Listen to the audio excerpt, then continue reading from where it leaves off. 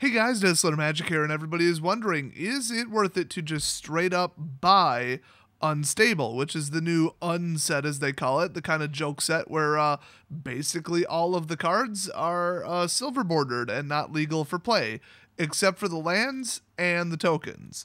Now, the usually very accurate and extremely wise YouTuber named Desolator Magic made a video quite a while ago postulating that perhaps they were going to add value by putting in foil tokens.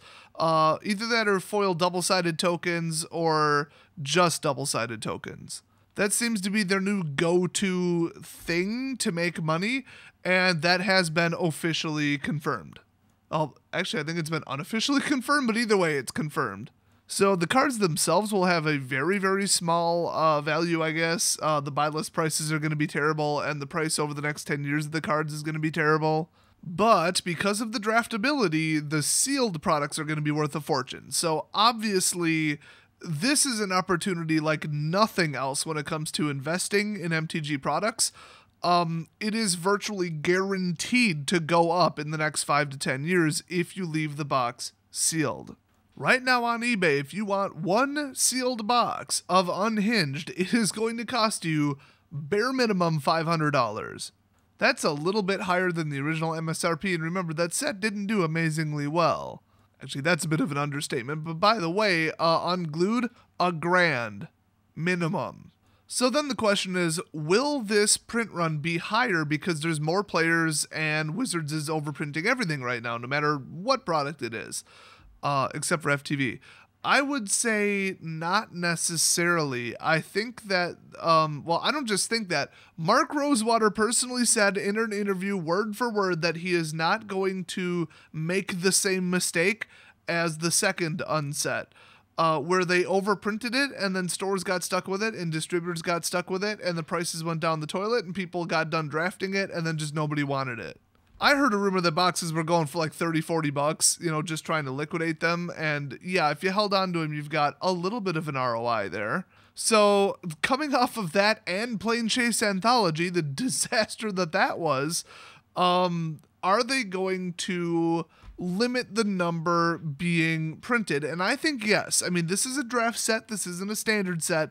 They could go super conservative and then do print to demand, which is what they've been doing recently a little bit more often, as far as I can tell at least. And it makes sense. While people are still buying it, print more of it. I mean, it sounds easy. It's kind of not because of the lead time and the shipping and the logistics of moving it around and getting it to the right vendors within a timely manner. But if you get really plugged into the sales numbers and get initial, first week numbers, that's enough lead time to get reinforcements or resupply, I guess you would call it, if you were actually a business person and not a person who plays video games all the time. Hey, everything is reinforcements to me, okay? When the lady comes around with the free breadsticks at Fazoli's, that's reinforcements. I mean, I'm just like, yeah, you can just leave that whole basket right there on the table. By the way, I heard a rumor that they don't do that anymore. I haven't been to a Fazoli's in 1,000 years, but I heard they don't do the unlimited free breadsticks anymore, and I hope they're out of business if that's true. I mean, lately, I've been more about fitness whole basket of breadsticks in my mouth. Ew. I think the unsets are kind of getting inside my head right now. So anyway, I don't think that singles vendors are going to open much of it, and I don't think that they're going to print much for the purposes of draft, and I don't think investors are going to grab all that many. So, So the numbers look pretty low to me, and honestly, no matter how low they go, good. If you have the money and the time and the patience and the confidence, I guess, to sit on a bunch of these boxes sealed, then do it. I just can't imagine it being, we'll say, $85 a box or $90 a box 10 years from now. That just is inconceivable. So that part of the investment goes without saying. Now, if you're just adamant about opening them for some reason, like, well, me, I don't sell sealed product. I sell singles. So what am I going to do? I honestly haven't even determined how much I'm going to order, because it just looks like an automatic loss. In fact, there's only really 1 or 2 websites out there that are pre-selling the lands. And it looks to me like, well, first of all, the boxes are going for $90 because duh. And it looks like the lands are going for between $2 and about like $2.25, $2.50. So that's not very good because you get 36 of them. So let's just say $2. Well, 36 times 2, not a very good price.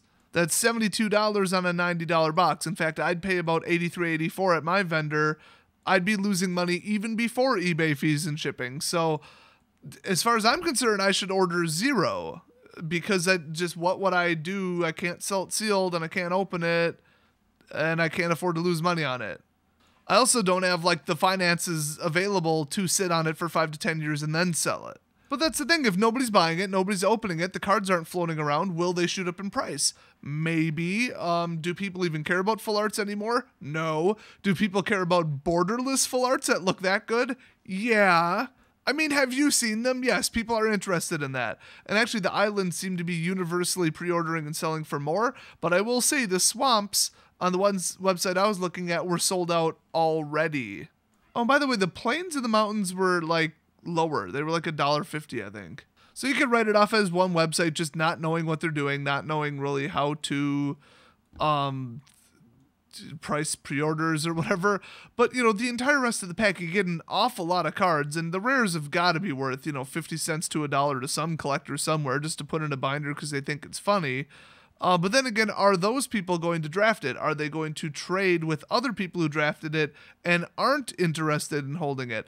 I think so. I mean, I think that's perfectly reasonable. So I'm really worried about this. So it comes down to, are the lands a good investment? We'll say, like, I'm going to day one open a box and try to sell them. No, it looks like absolutely not. They are not. Now, whatever your odds of pulling a foil land are, which, I mean, it's not great, those will probably be upwards of like $30 maybe, so that might even it out.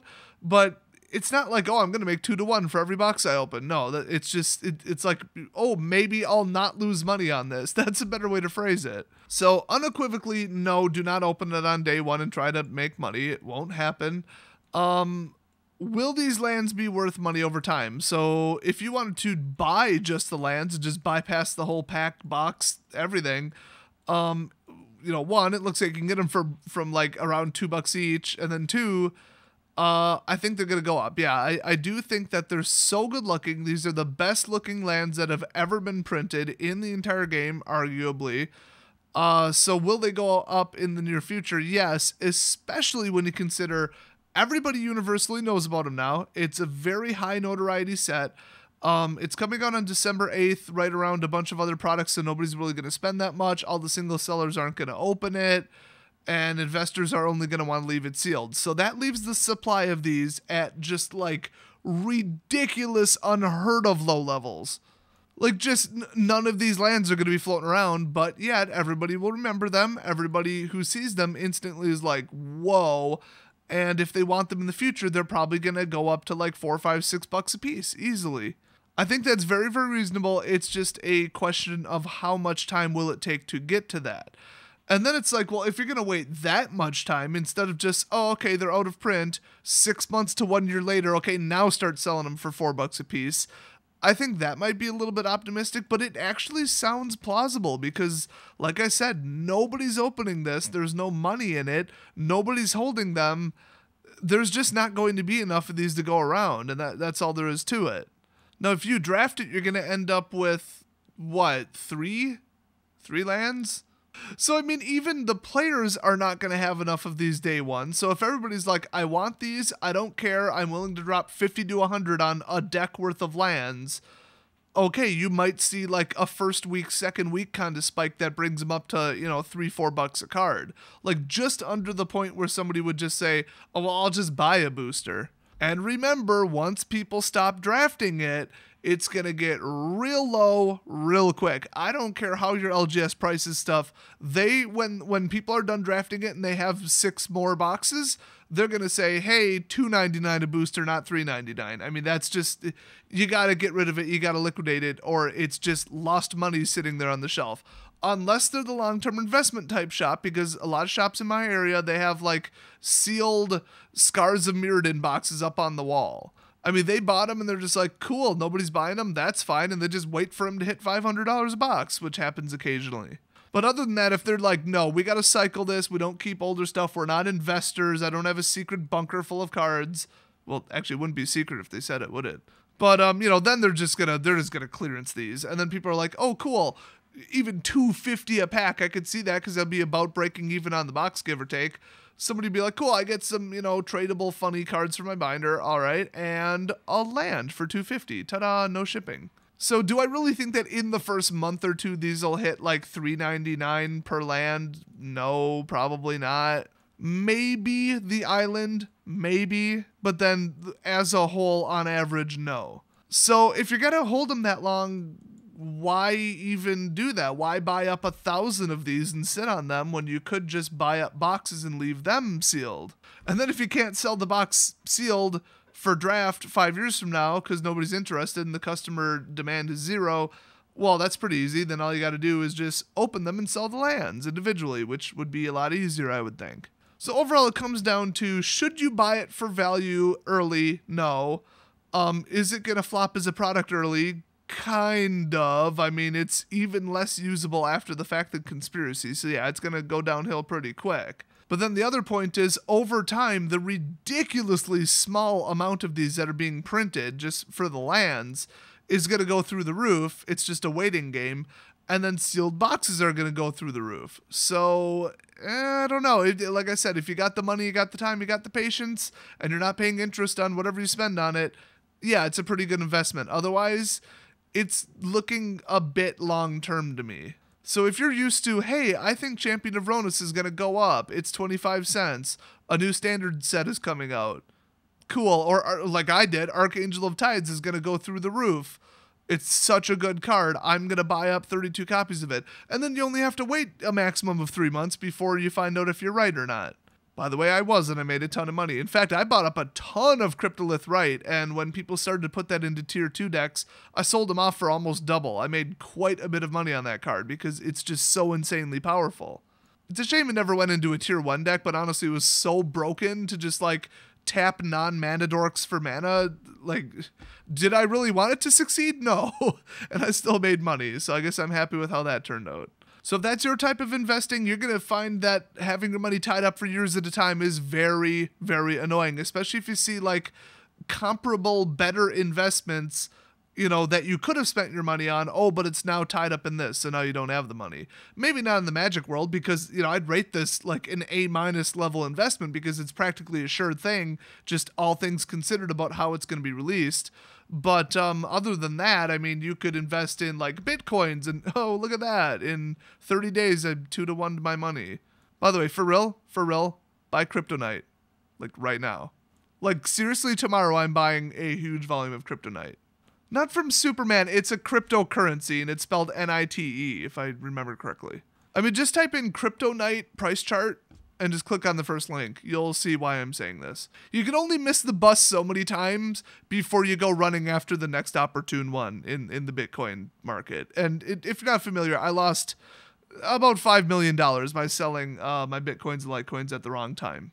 So that kind of sucks, and I don't think that Unstable is going to outperform it. So hopefully this video helped you out. Hopefully it explained the math behind it and the philosophies of investing in Magic and that kind of stuff. I can't wait to draft it, and I'll see you guys next video.